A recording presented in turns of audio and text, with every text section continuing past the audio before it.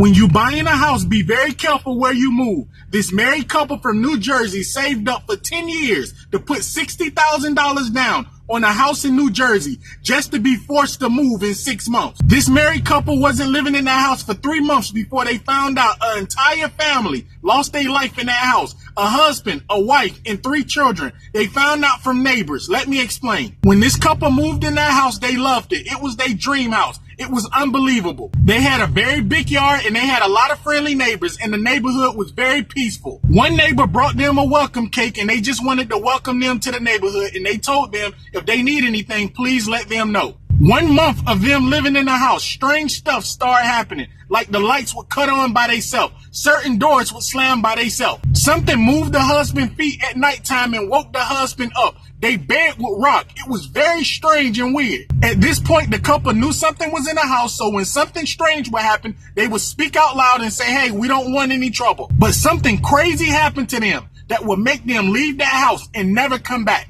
Anytime the husband or the wife would wash dishes, they would always put the pots and the pans on the stove clean. They would just leave them there. So one night they would sleep, they smelt something that woke them up out their sleep. It smelled like pots and pans was burning. They ran downstairs. The stove was on. The oven was on. They hurry up and cut it off. This happened 4 nights in a row. They stove would just cut on automatically. At this point, they didn't know what to think, so they stopped leaving their pots and pans on the stove. The day they stopped leaving their pots and pans on the stove, the husband went downstairs just to see if the stove was on. The stove was on again. Now, if you think that was crazy, this is going to blow your mind. The husband unplugged the stove and went down to check again. The stove was plugged back up. On again. At this point, they didn't know what to think. They was scared out of their mind. They didn't want to be in the house anymore. So you remember the neighbors that brought them a welcome cake. They went to the neighbor's house and asked them the history on the house. The neighbors started crying and gave them the shock of their life. The neighbor said the husband took his wife's life